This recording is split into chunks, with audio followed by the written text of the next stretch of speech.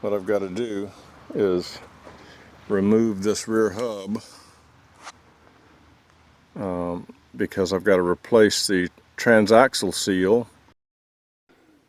I've looked all over trying to find a wheel puller or a hub puller that I could rent to take that rear hub off, but I can't find one anywhere, so I'm going to have to try to figure out how to make do with what I've got and fabricate some sort of hub puller.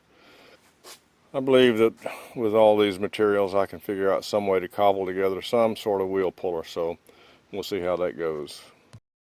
So this is the plan that I've decided on for the hub puller. A little drawing here that I did in SketchUp to give me the dimensions. If you want to look at these longer, you can just pause the video. This is the hub puller before assembling it on the hub, and this is what it looks like when it's placed on the hub. And so I'm going to start cutting steel now.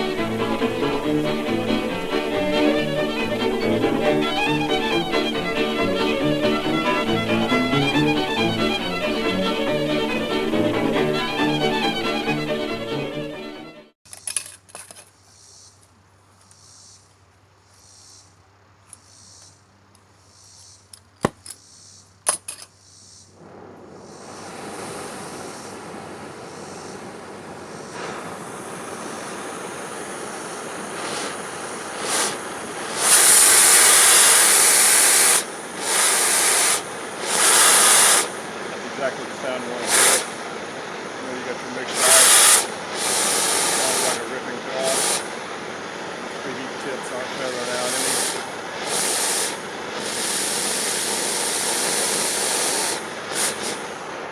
I'm going to cut the hole now, the center hole, for the puller screw to go through. I was going to drill it, but I don't have a drill big enough, so I'm going to cut the hole.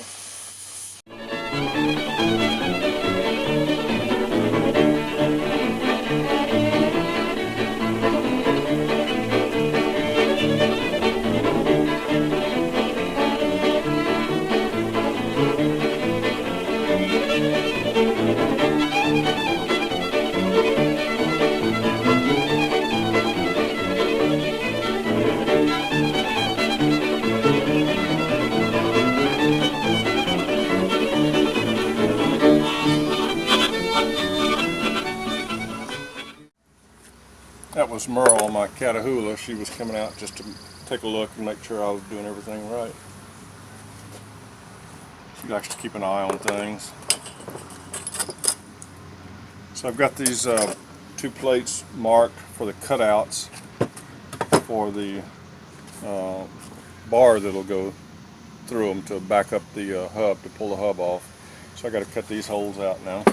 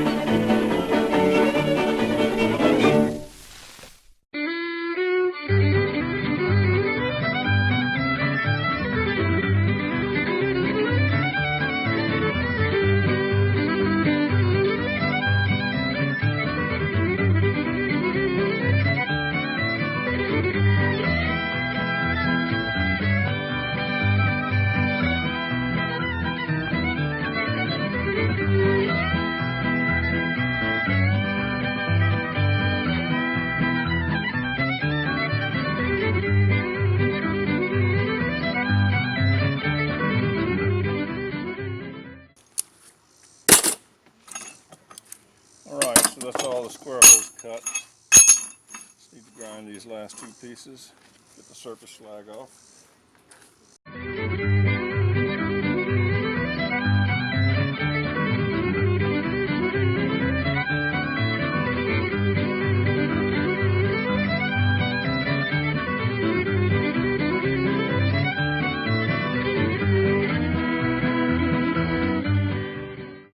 So once again, here's the plan that I'm working from. These are the pieces that I needed to fabricate for the plan, and that's what it looks like before it's mounted to the hub. Now you may notice that there's one extra piece of 1/2 inch bar here that really isn't shown on the plan. That's because after looking at it, I was thinking that this 1/4 inch plate may have too much give in it when I start to try to force that hub off. So I made this extra piece of bar here to add as a backing bar for this top plate. That'll keep it from bowing. So I've got my pieces clamped down, and I'm ready to put a couple of tacks on here to kind of get things held together.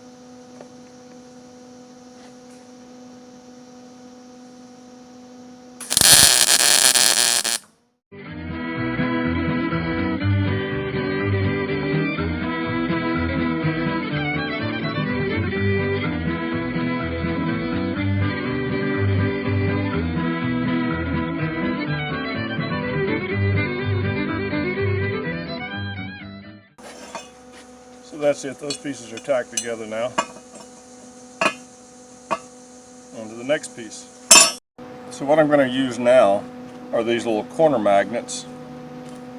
These come in various sizes and styles. They're all for putting steel together in a 90-degree angle. Really cheap and a really good helper. It really gives you an extra set of hands to hold things together and also make sure that they're held together square. So I'm going to put these on. Basically I'm going to just pop these in the corner here.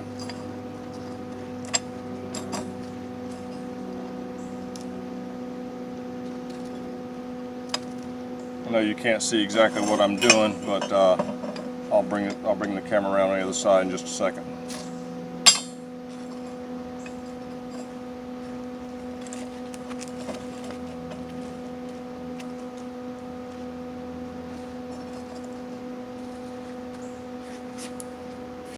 The inside corner to hold that to make sure that little box is completely square. I've got the long pieces kind of extended over the edge, so I know I've got everything nice and flat and square with the steel tabletop. And I'm going to go ahead and put the other ones in now, and then do the tacking on the outside away from the magnets.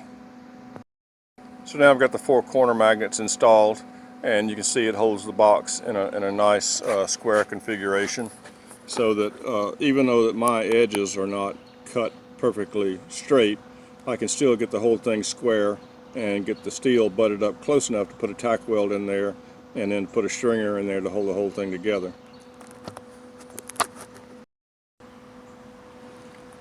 And you can see it's the same with the other side. That there's a little bit of gap in there, but the corner magnets hold everything square, so I'll be in good shape with that. I'm going to do one final check for things being in square before I start tacking things together, because even with the 90-degree corner magnets, there's still a little bit of wiggle room. There's still a little room for adjustment. So I just want to make sure that these are as close as I can get them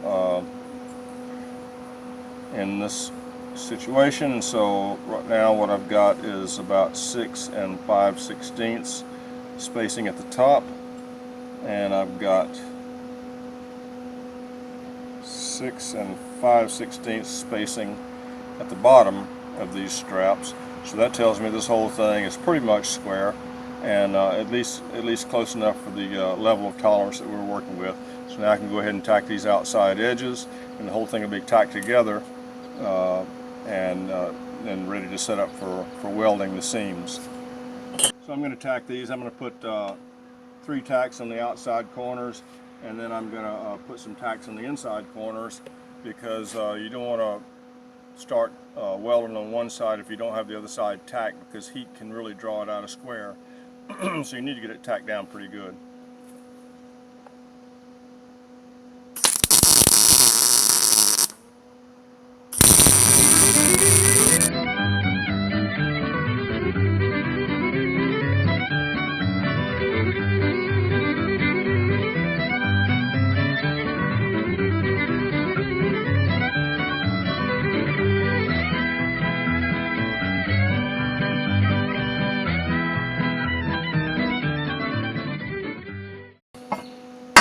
Alright, so that's tacked together.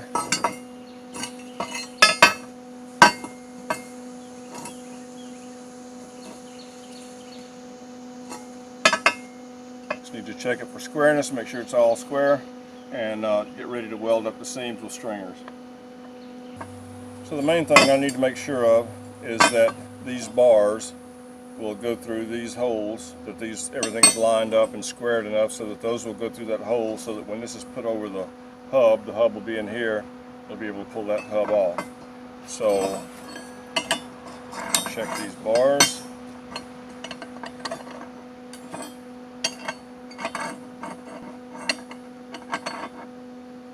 Alright, looks like everything is lined up enough so that this is going to work.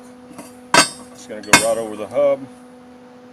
You'll screw through here, and these back bars will pull the hub off as the screw travels forward. Now, just got to weld it up. Make sure it'll hold tight.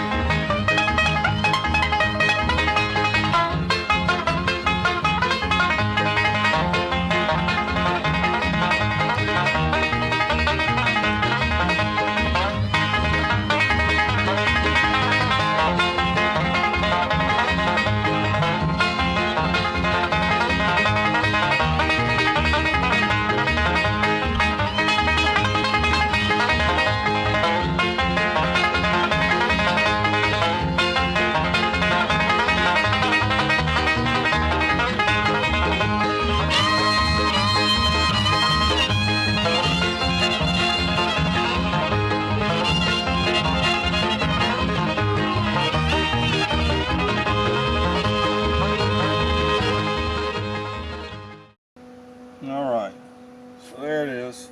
Some of the welds aren't very pretty, they're ugly, but they'll hold. I may grind them down a little bit. But I think that's going to work.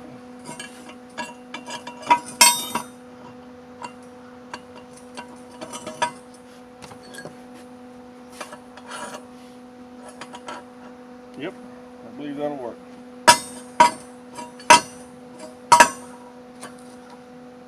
Okay, I've got this main piece cleaned up a little bit with a grinder wire brush, and now I'm ready to attach the final piece, and that's this backing bar here.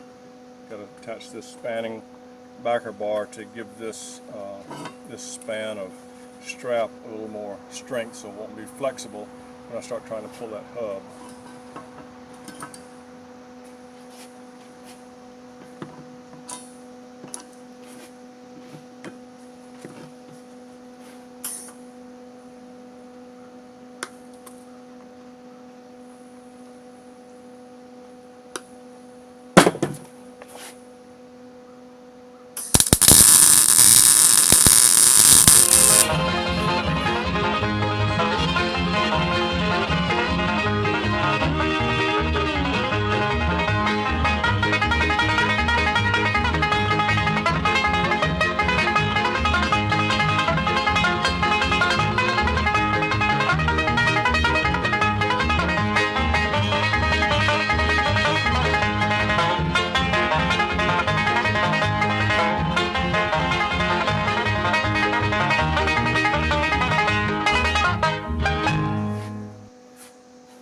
I should hold that and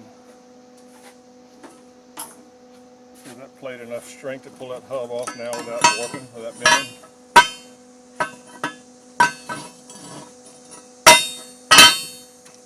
Ready to paint and put it to work now. So here's the finished product. I gave it a little coat of paint yesterday after working on it, and it's dry now, so I'm ready to put it to work and see if it's going to do the job. Basically it goes over the hub. These backing bars go behind the hub.